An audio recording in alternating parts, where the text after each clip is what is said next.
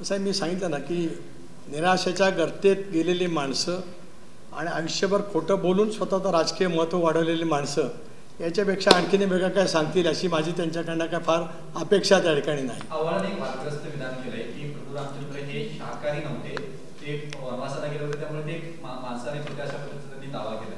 त्याचं उत्तर हे देतील काहीतरी.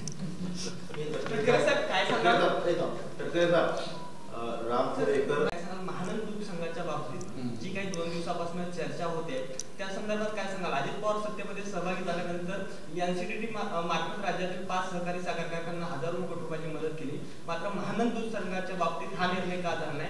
आपल्या पक्षाची याबाबत भूमिका काय आहे? एक असं आहे की आपण थोडंसं अपुऱ्या माहितीवरती या ठिकाणी विधान करतात. अजितदादा सत्तेमध्ये सहभागी झाल्याच्या नंतर 5च कारखान्यांना काय, त्याच्यापेक्षा जास्ती कारखान्यांना मदत झाली. आपण 5 कारखान्यापुरतं सीमित त्यांचा सहयोग त्याच्यामध्ये का दाखवावा?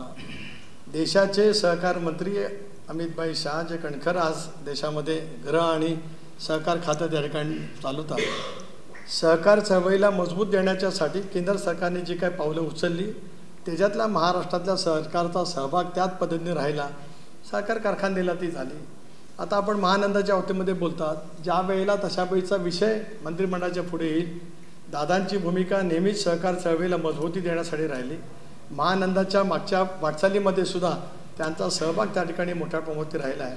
त्याच्यामुळे हे कल्पोकल्पित जाणीवपूर्वक हेतुपुरस्कर दादांना काही बाबतीमध्ये बदनाम करण्याचा कट काही पद्धती करतायत, यापेक्षा याच्यामध्ये काय फारसं महत्त्व असं मला त्या ठिकाणी काय वाटत नाही. महाराष्ट्रातील सर्व जिल्ह्यांच्यामध्ये एकाच वेळेला महायुतीचे मेळावे त्या ठिकाणी होणार आहे. त्याच्यामध्ये आपणच पत्रकार मित्र बोलताय का? कोपऱ्यावरचं चॅनलचं कोणाचं आहे ते? त्यामध्ये तालुका स्तरावरील पदाधिकारी, जिल्हा स्तरावरील पदाधिकारी, तिन्ही पक्षामध्ये जसं आज पेरेंट बॉडीज त्या ठिकाणी आहेत त्याप्रमाणे महिला, युवक आणि इतर जे काही सेलचे सर्व पदाधिकारी आहेत, किमान प्रत्येक जिल्ह्याच्या मेळाव्याला 1200 ते 1500 असे प्रमुख कार्यकर्ते त्या ठिकाणी अपेक्षित आहेत. त्यावेळेला एक स्पष्टपणाची भूमिका घेऊन राज्यभरामध्ये आगामी येणाऱ्या लोकसभेच्या निवडणुकीच्या दृष्टिकोनातून त्या ठिकाणी प्रमुख नेते उपस्थित राहून मार्गदर्शन करतील. त्याचा तपशील ठरवण्यासाठी सुद्धा 5 तारखेला एक समन्वय समितीची बैठक, अधिक आमचे सगळे जे काही घटक मित्रपक्ष आहेत, जवळपास 11 मित्रपक्ष आहेत, यांच्यासहित आम्ही ती बैठक दादा भुसे यांच्या बंगल्यावरती आयोजित केलेली आहे. त्यामुळे 14 तारखेचा अजेंडा, 14 तारखेचं एकंदरीत व्यवस्थापन या दृष्टिकोनातून त्या ठिकाणी चर्चा ह्या होणार आहेत. 18 तारखेला महाराष्ट्र प्रदेश महिला राष्ट्रवादी काँग्रेस पक्षाच्या वतीने मुंबईच्या षण्मुखाना हॉलमध्ये राज्यातील महिला संघटनेचा एक फार मोठा मेळावा अजितदादा आणि मंत्रिमंडळातील आमचे सर्व सहकारी यांच्या उपस्थितीमध्ये आम्ही त्या ठिकाणी घेणार आहोत. दर मंगळवारी आमची आमदारांची जी बैठक असते, मधल्या कालावधीमध्ये विधिमंडळाच्या अजेवस्याच्यामुळे आणि मग इयर एंडमुळे झाली नव्हती. काल आमची ती बैठक त्या ठिकाणी झाली. बहुतांश आमदार त्या ठिकाणी उपस्थित होते आणि आम्ही हेही नक्की त्या ठिकाणी केलेलं आहे की जानेवारी महिन्यामध्ये आणि फेब्रुवारी महिन्याच्या 3ऱ्या आठवड्यापर्यंत आमच्या विधानसभा मतदारसंघातील आमदारांच्या मतदारसंघात अजितदादा आणि मी आणि आमचे इतर महत्त्वाचे नेते यांचे संयुक्त दौरे आयोजित करण्याचं सुद्धा आम्ही त्या ठिकाणी निर्धारित केलेलं आहे. हे करत असतानाच महायुतीचे 6 मेळावे मुंबई, पुणे, नाशिक, छत्रपती संभाजीनगर, अमरावती आणि नागपूर हे जे काही 6 महसुली विभाग आहेत, त्यामध्ये सुद्धा जे काही माननीय मुख्यमंत्री आणि दोन्ही उपमुख्यमंत्री यांच्याजवळ चर्चा करून आम्ही निश्चित केलेले आहेत, ते सुद्धा फेब्रुवारीच्या 3ऱ्या आठवड्यापर्यंत 6 मोठे मेळावे त्या ठिकाणी घेतले जाणार आहेत. आणि त्याच्यानंतर मग मार्च महिन्याच्या आसपास, कारण 14 आणि 19चं जे माहिती आहे ते, कारण मी स्वतः दोन्ही वेळेला निवडणुका लढवल्या असल्यामुळे त्याच्या आसपासच त्यावेळेला लोकसभेच्या निवडणुका घोषित होत असतात. 5 वर्षे त्यावेळेला जवळपास पूर्ण होत असतात. संबंध देशभरामध्ये 7 टप्प्यामध्ये त्या निवडणुका होत असल्यामुळे जवळपास त्यावेळेला त्या निवडणुका घोषित होत असतात. आणि त्याच्या अनुषंगाने मग पुढचे कार्यक्रम त्या ठिकाणी हे घेतले जातील. जागा वाटपाच्या संदर्भात सकाळी बावनकुळेजींनी सांगितल्याप्रमाणे कदाचित हे 14 तारखेचे आमचे मेळावे संपल्याच्या नंतर राज्यातील तिन्ही पक्षाचे प्रमुख नेते आणि मग घटक पक्ष यांच्या समेत त्या संदर्भातली चर्चा त्या ठिकाणी सुरू होऊ शकते आहे. परंतु आज एकंदरीत विविध सेलच्या नियुक्तीच्या निमित्ताने जे एकंदरीत कार्यकर्त्यांचा उत्साह त्या ठिकाणी पाहायला मिळाला, मला सांगायला नक्कीच आनंद वाटतो, अभिमान वाटतो की 30 आणि 1 कर्जतला आम्ही जे काही वैचारिक शिबिर मंथन त्या ठिकाणी घेतलं, एक पक्षाची स्पष्टपणाची भूमिका आम्ही महाराष्ट्रातल्या जनतेच्या समोर मांडली. त्याच्यामध्ये राष्ट्रीय अध्यक्ष म्हणून अजितदादा असतील, कार्याध्यक्ष म्हणून प्रफुल्ल पटेलजी असतील, प्रदेशाध्यक्ष म्हणून मी त्या ठिकाणी काय स्पष्टपणाची भूमिका मांडली. राष्ट्रीय कार्यकारिणीच्या विस्तारित बैठकीमध्ये सुद्धा आम्ही आमचा आगामी येणारा संबंध कालखंडातला अजेंडा त्या ठिकाणी सेट केला. महाराष्ट्रामध्ये अजून मोठ्या प्रमाणावरती पाठबळ त्या ठिकाणी वाढलेलं पाहायला मिळतं आहे. म्हणून पुढच्या जानेवारी महिन्यातला संघटनेच्या माध्यमातून असलेला एक नियोजित कार्यक्रम आज आपल्यामार्फत त्या ठिकाणी ठेवण्याचा मी प्रयत्न केलेला आहे. आपल्याला काय विचार असेल तर आपण विचारावं अशी आपल्याला विनंती आहे. एक असं आहे की एक सामाजिक कार्यकर्त्या म्हणून अनेक वर्ष ते त्यांची भूमिका मांडत आल्यात. न्यायालयाच्या द्वारे सुद्धा त्यांनी काय भूमिका त्या ठिकाणी मांडले. पण अलीकडच्या कालावधीमध्ये पुन्हा एकदा त्या ज्या काही भूमिका मांडत आहेत, मला असं वाटतं की त्या भूमिकेला त्या वेळेला उत्तर जरूर त्या ठिकाणी मिळालेलं आहे. पण जाणवत आहे काही गोष्टीच्या बाबतीमध्ये. आज या विषयावरती मी काय बोलणार नाही. पण उद्यापासून तुमची बेसिकली 2 राष्ट्रपती जे आता आहेत त्या संदर्भातले आर्ग्युमेंट्स चालू होणार आहे स्पीकरकडे. तर बेसिकली काय हाऊ टू पॅन आउट हे असं चालू राहणार काय म्हणजे हिअरिंग होईल, परत ते पोस्टपोन होईल? एक असं आहे की सर्वोच्च न्यायालयाने 31 जानेवारीपर्यंत या संदर्भातला निकाल द्यावा असे निर्देश दिलेले आहेत. हा निर्देश ज्या वेळेला झाले त्यावेळेला सुनावणीला मी सुद्धा सर्वोच्च न्यायालयामध्ये उपस्थित होतो. त्यामुळे स्वाभाविकच आहे की 31 जानेवारीपर्यंत या संदर्भातली सुनावणी पूर्ण करून माननीय विधानसभा अध्यक्षांना त्या ठिकाणी निर्णय द्यावा लागेल. मी ठामपणाने सांगतो आहे की या संदर्भात नोटीस आले, त्यामुळे सलगपणाने किंवा ज्या वेळेला सुनावणी होतील त्याला राष्ट्रवादी काँग्रेस पक्षाच्या विधानसभा सदस्यांची भूमिका योग्य पद्धतीने त्या ठिकाणी मांडली जाईल. कारण या ठिकाणचं मेरिट किंवा ही केस पूर्णपणाने वेगळी आहे. इथे काय कुठला म्हणजे आज आता समजा मी असं म्हटलं तर लगेच कोणतरी म्हणेल की अदृश्य शक्ती काहीतरी करते आहे, नाहीतर मेरिट तर मला आत्ताही सांगता येईल. इथे काय कुठे व्हीप बजावला गेला नाही, इथे तशा पद्धतीची काय कुठली गोष्ट घडलेली नाही, त्याच्यामुळे मेरिट तर स्वच्छ आहे. पण पुन्हा ते बोलायला गेलं की पुन्हा सांगितलं जाईल की दिल्लीतली अदृश्य शक्ती मदत करते आहे वगैरे वगैरे. कारण ज्या वेळेला काय आहे हे कळण्यात पण सगळेजण शून्य आहेत. प्रत्येकाला कायदेशीर बाजू कळते आहे, पण आपली कायदेशीर बाजू लंगडी आहे असं ज्याला लक्षामध्ये येतं त्यावेळेला सबब कारणं शोधली जातात आणि मग त्याच्यातून वेगवेगळ्या पैकी टीका टिप्पणी त्या ठिकाणी होती आहे. या सुनावणीला ताठ मानेने कायद्याच्या आधारेत आम्ही सामोरे जाणार आहोत आणि आम्हाला विश्वास आहे की घटना, पक्षाची घटना, ते शेड्यूल या सगळ्या गोष्टी जशी इतरांना पाठ आहेत तशी आम्हाला सुद्धा त्या ठिकाणी पाठ आहेत. मला विश्वास आहे की या सुनावणीमधून आमची भूमिका आम्हाला त्या ठिकाणी मांडता येईल. पीएपी घोटाळ्याच्या बाबतीत लेकिन जितेंद्र रावत का बयान आया कि राम बहुजन थे, राम 14 साल जेल में वनवास हुए, तो शाकाहारी कैसे हो सकते हो, मांसाहारी थे. राम भक्तों की भावना आग होने का आरोप बीजेपी लगा रही है. देखिए वो तो डॉक्टरेट है, डॉक्टरेट उनके पास है. जगन्मान्य इतिहासकार और सब साइंटिस्ट एक ही है, जो कुछ आप जिनका नाम ले रहे हैं वो है. इसके लिए इतने बड़े आदमी के बयान पर कुछ बयान मेरे जैसे छोटे आदमी ने देना उचित नहीं रहेगा, क्योंकि उनका ज्ञान बहुव्यापी है. So I respect him in that way. Uddhav Thackeray कह रहे कि राम मंदिर किसी की नहीं. स्वतःभाऊ पवार यांची चोरडीया बिल्डर आहे त्यांच्यासोबत करार आहे अशा पद्धतीचा त्यांनी आरोप केलेला नाही, मला माहीत नाही विषयावर. शिर्डीमध्ये जे काही शिबिर होतं त्या शिबिराला रोहित पवार हे गैरहजर होते, कसं पाहता? त्याच्याबद्दल ते सांगतील आता. कारण ते काय झालं आहे की त्यांनी आता मधल्या कालावधीमध्ये एक संघर्ष यात्रा, पदयात्रा संबंध महाराष्ट्रामध्ये काढली.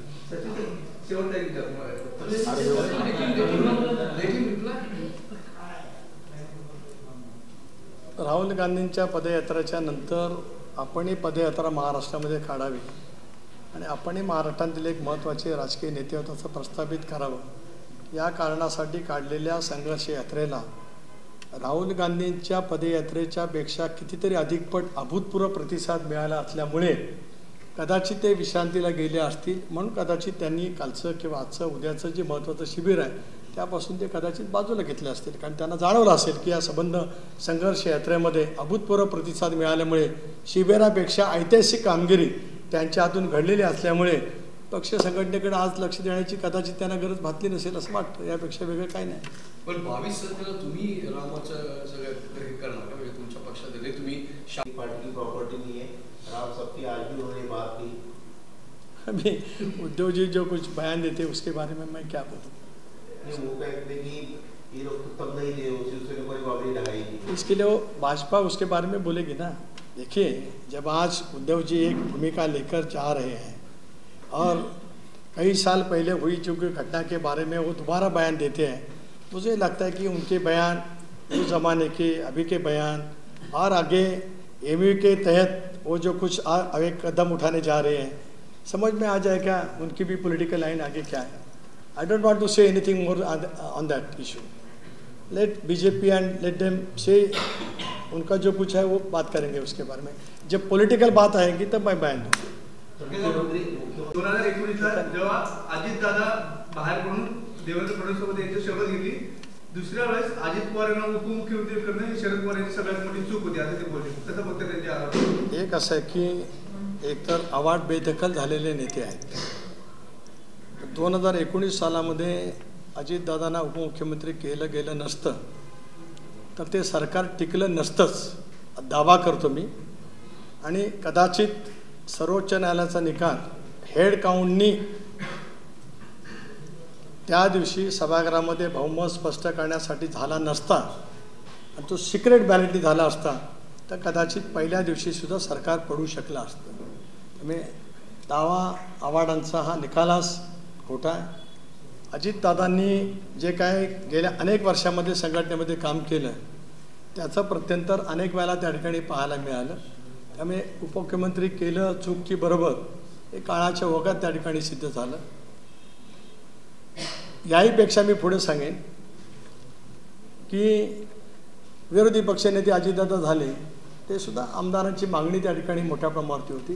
पण आमदारांचा डायलॉग अजितदादाचा इतका मोठा आहे. आमदारांच्या त्याच्या मतदारसंघामध्ये बांधणी करत असताना गेल्या 25 वर्षामध्ये अजितदादांनी केलेली मेहनत इतकी मोठी आहे ते आपल्याला त्या ठिकाणी पाहायला मिळते. या प्रश्नावरती आता एक शेवटचंच उत्तर मी देईन. अजितदादांचं ऐकलं नाही म्हणूनच 53 पैकी 43 आमदार आज अजितदादांच्या पाठीमागे उभे आहेत. त्यामुळे त्यांचं सामर्थ्य संघटनेतलं काय, विधिमंडळातलं सामर्थ्य काय, झारखंडचे एक आमदार, नागालँडचे 7 आमदार त्यांच्या पाठीमागे उभे आहेत. त्यांची ताकद आता स्पष्ट झालेली आहे. दोनों एनसीपी की विधायकों की सुनवाई 31 तारीख की डेडलाइन दी गई है, लेकिन जिस तरह से दोनों शिवसेना का मामला महाराष्ट्र में पूछा था, वैसे आप लोग के दोनों पार्टी का मामला ना तो सड़कों पर सुनाई देता है ना ट्रेन में सुनाई देता है. मतलब क्या ऐसा ऐसी बैठकें लगाई जिसमें आप लोग एक साथ हेड ऑफिस में एक मतलब सामने आ जाए. देखिए, आपने जो कुछ यहाँ पे वक्त किया शुभकामनाएं दी हैं ऐसे मुझे लगता है. हमने तो तय किया है जब हमने कर्जत का चिंतन शिविर लिया था, हमारी ideology line of action for the further political जो कुछ करने वाले हैं, जिस रास्ते से हम जाने वाले हैं, हमने साफ निर्णय लिया है एनडीए में शामिल होने का. महायुति में गठबंधन में हम वहाँ पे मंत्रिमंडल में शामिल हो गए हैं. इसके आगे वही लाइन पॉलिटिकल लाइन लेकर हम आगे चलने वाले हैं. अभी इसमें जिनको शामिल होना है we welcome for them, but our line is straight. So जो इस लाइन पे आ जाएंगे उनका हम स्वागत करते हैं और आने वाले बहुत हैं. ये भी मैं आपके साथ थोड़ा शेअर करना चाहतो. शाहू फुले आंबेडकरांची विचारधारा, धर्मनिरपेक्ष विचारधारा आणि राम मंदिराचं दर्शन घेणं त्याच्यात काय वेगळं घडलं ते असं मला स्वतःला काय वाटतं. मी फक्त म्हणजे तुमच्या पक्षातर्फे होणार की नाही. कसं आहे, आपण शाहू फुले आंबेडकरा कोट करून आपण दर्शनाचं मला विचारलं. पण मी सांगतो की त्याचा आणि याच्याशी कुठे काय फरक देऊ शकते, काही नाही ना. आम्ही सगळेजण आस्तिकी आहोत. श्रद्धाही आमच्याकडे अंधश्रद्धा नाही. श्रद्धा ही आहे, प्रत्येकाची श्रद्धा असतेच ना. काहीतरी पंढरीच्या विठ्ठलाचं दर्शन घेण्यासाठी आपण सगळेजण जातोच. सगळेजण स्वतःला धर्मनिरपेक्ष विचाराचे म्हणणारे सुद्धा नेते अनेक वेळेला त्या ठिकाणी जातात. मग त्यावेळेला कुठे शाहू फुले आंबेडकरांच्या विचाराची फारकत घेतलं असं म्हटलं जातं. तर उद्या राम मंदिराच्या निमित्ताने दर्शन घेण्यासाठी कोण गेलं म्हणजे मूळ विचाराशी कुठं फारकत झाली असं मांडण्याचं काही कारण असं मला स्वतःला काय त्या ठिकाणी वाटत नाही. शिवरायांचा इतिहास हा घराघरात पोहोचवला, मात्र त्यांना पाडण्याची भाषा केली जाते, पक्ष त्यांच्या मागे आहे अशा पद्धतीचा एक तुला त्यांनी अजित पवारांना लागावा. असं आहे की राजकीयदृष्ट्या ज्या वेळेला एखाद्या निवडणुकीची उमेदवारी होत असते त्यावेळेला कोणी काय एखाद्या वाहिनीच्या मार्फत किंवा एखाद्या मालिकेच्या मार्फत भूमिका जनतेपर्यंत पोचवली हा विषय त्याच्याशी निगडीत येत नाही. अमोल कोल्हेने छत्रपती शिवाजी महाराजांची, छत्रपती संभाजी महाराजांची भूमिका महाराष्ट्रामध्ये एका वेगवेगळ्या मालिकेच्या मार्फत नेली याच्याबद्दल कोणाच्या मनात दुमत असं काही कारण नाही. पण राजकीय प्लॅटफॉर्मवरती ज्या वेळेला आम्ही एकत्रित एखाद्या वेळेला लढायला येऊ तो वैचारिक लढा आहे. आणि त्या वैचारिक लढाईमध्ये उद्या जर काय अमोल कोल्हे त्या ठिकाणी महायुतीच्या समोर महाविकास आघाडीचे म्हणून उमेदवार असले तर त्यांच्या संदर्भामधली राजकीय भूमिका काय असेल ते अजितदादांनी त्या ठिकाणी स्पष्ट केले. मला असं वाटतं याला वेगळा भावनिक रंग देणं याचा अर्थ वैचारिकदृष्ट्या ते पराभूत झालेत असं कबुली देणं आहे असं मी स्पष्टपणे त्या ठिकाणी मानतो आहे. साधारणतः किती जागा